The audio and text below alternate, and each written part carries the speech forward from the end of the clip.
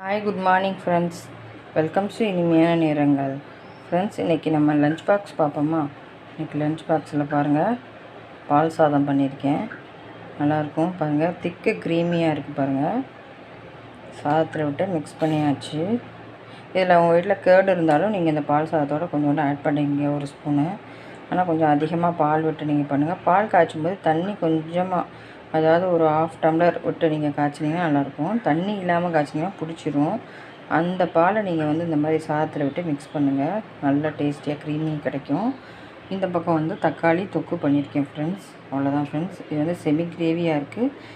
இன்னும் நீங்கள் தண்ணியாக வேணும்னா கொஞ்சம் ஆட் பண்ணிங்க. தக்காளி சூப்பு மாதிரி பண்ணிக்கலாம். சாதத்தில் விட்டு பிசைஞ்சு சாப்பிட்டுக்கலாம்.